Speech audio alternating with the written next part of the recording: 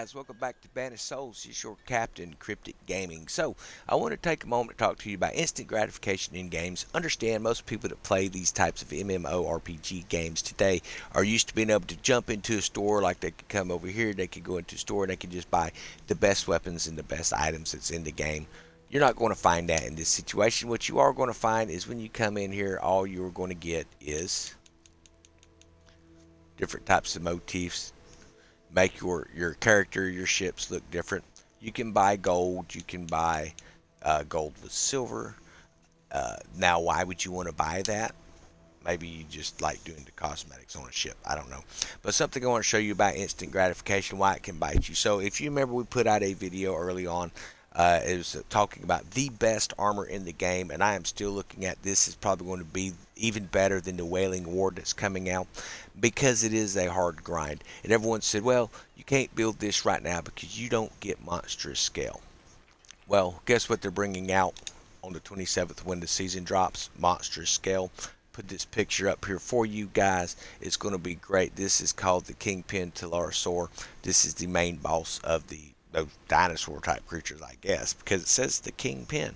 But watched a few videos, was able to get you a capture of an image here. This is what she's going to look like. Basically like the green one we've been taking on, but this one is white with red stripe, looking lightning stripe coming down it. Very mean, very big compared to the other one.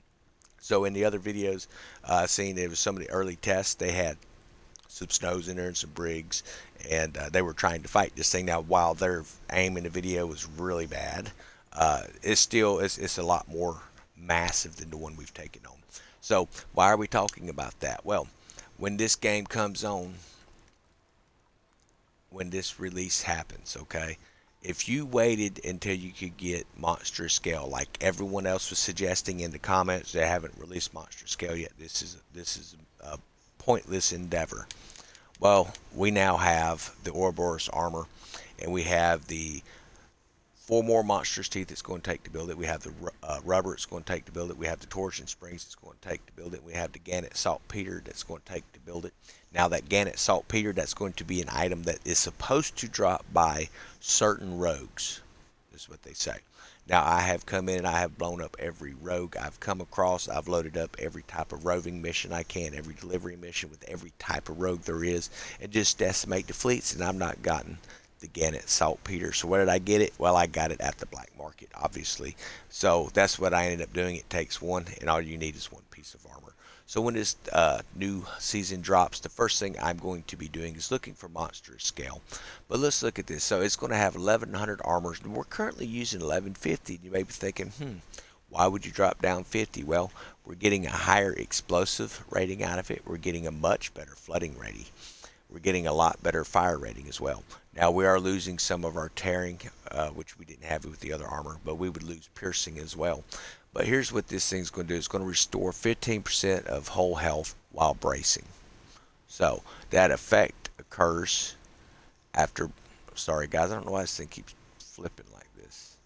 After the bracing ends is when you get that additional stuff. It's going to restore 100 severe damage every second. So that's going to free up a furniture slot that we have. Remember for our ships earlier, we were showing you some of the furniture where it actually will repair that exotic or that critical damage, severe damage. So that's going to be a great option to have that on there. Now I'm going to show you how you're going to be able to find where that new Kingpin Telerosaurus is when it drops. I'm hoping at midnight tonight for us, Central Standard Time, folks. I don't know, but it's going to be right here at the bounty board in St. Anne is what has been reported. It's supposed to be getting an updated bounty board, and that's going to be one of them. And it sounds like you're going to be able to find, I forget the actual captain's name, Stinky Pete or something like that. He uses plague bombs, so that'll be something to look forward to. And it sounds like we're getting the Coronado. For those who don't know, it's going to be an auxiliary weapon that's going to be basically like a shotgun style mortar that shoots up and then comes down. If you've ever seen some of the ships in here, they'll shoot a mortar, and when it comes down, it opens up and does like a spiral with several rounds coming down. Well, that's a Coronado, and that's what we're looking at getting in here. So it's going to be pretty great. A lot of great stuff coming up, so definitely make sure you subscribe, because when we go to build that Ouroboros armor, we are going to build it live so people can see. But I remember everyone, when I posted the first video, was talking about you can't even build it because they don't have monster scale. It probably won't come out for a year. So I went ahead and ground out those teeth. No big deal. Same thing with Spectral. They said I wouldn't even bother with Spectral Ashes, just try to farm the weapon. Well, the thing is the weapon doesn't always fall, so a lot of times you end up with those ethereal flames and different stuff like that to build that up, which is good that you have all those extra supplies. But we went ahead, we've saved up 50 of those. Anything that we can think of, we have saved stuff up. So if you come over, let's bring over here. I don't know exactly where these weapons are going to be purchasable at. If you got to get the blueprints, if you're going to be going to Skurlock or Rema or somebody like that, what it's going to cost. But as of right now, we are going to have, if it happens to be something through Skurlock, I've got 1106 of the Gold Skull rum saved up, so we could go get those torpedoes if we wanted to. I'm not going to go get them right now. It's not something I'm interested in. The long nines, we already have that Renfa torpedo. Like I said, I'm not real impressed with it. So let's go over here. So we currently have 9,700 of the pieces of 8. We took a few territories and upgraded some of those. So that's going to be why things are starting to fill up. We need to come out and do another collection, which will put us up well over 10,000.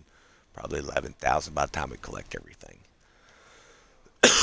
So if you look here, you're going to get bonuses as you complete sections of these areas. So this here is given a 15% bonus. This here is given a 30% bonus because those connections are made.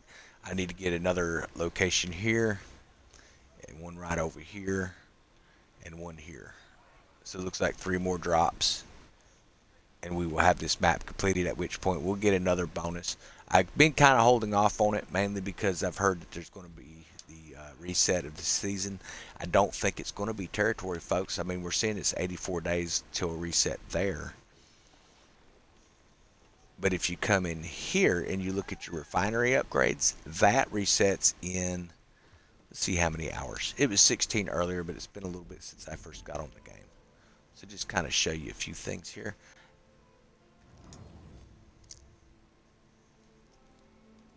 Okay, coming over here to upgrade. So it says 13 hours, this will reset.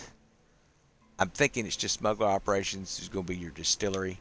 It seems like we bumped a few of these helm wager thing. I'm not going to do that one again. I don't really do helm wagers.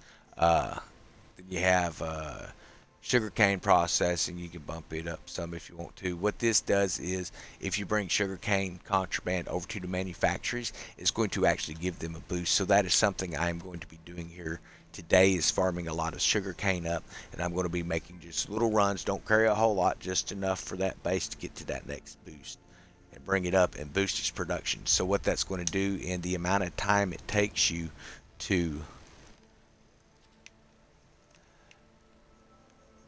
you're going to fund your business, and then it tells you you're building 30 per hour. Well, if you increase that production to, say, 300% or 225%, it's got different percentages based off how many times. Yes, you can fund it more than once. Use sugarcane, and that's what we're using, the sugarcane little deal that we found up here, where we can pick up a roving contract, get sugarcane, get double amount at half the price. So that's kind of what we're looking at doing here. And I'm going to take, and I want to build, I'm not going to do them all, but I'm going to pick 5 bases, and I'm going to get those bumped up, and I'm going to open them probably to levels. So this here has a bank size of 300. So I would definitely take them to level 5s. And I want to keep them kind of close by. We'll keep all of our other missions in here too. But I want to make sure that we have plenty of pieces of 8. And that's kind of what I'm saving up for now, because supposedly there's going to be new black market items that drop too. And while other people go, I'm not going to do the black market, I'm just going to farm it and save my pieces of 8. Save it for what? If you're not spending it on anything, it's not doing you no good. So that's just kind of how I look at it. But I hope y'all have enjoyed the video, guys. I am going to hop off, but make sure you comment in. Of course, everybody has their own preferences when it comes to ship building and weapon building and the way that they progress in the game. I'm showing you what works for me. This is not my first RPG style game. Now, this one is kind of basic compared to some that I've seen, but I'm hoping that's going to expand as the game comes out, as you've seen Elder Scroll Online. When it first started off, everyone was excited, and then it got kind of boring. Well, over the years, they've released a lot of expansions. It's really taken it to a deeper level, and I'm hoping that's what the direction is going to happen here with this Ubisoft game with Skull and Bones, guys. So far, I've really enjoyed it, and it sounds like a lot of you have too. So subscribe, hit that notification bell. As soon as that season drops, we are going out hunting for the Kingpin Talosaur. We will post those videos up here for you. If you want to see it live, follow us on Twitch, guys. Cryptic Gaming 723 on Twitch. Have a wonderful day.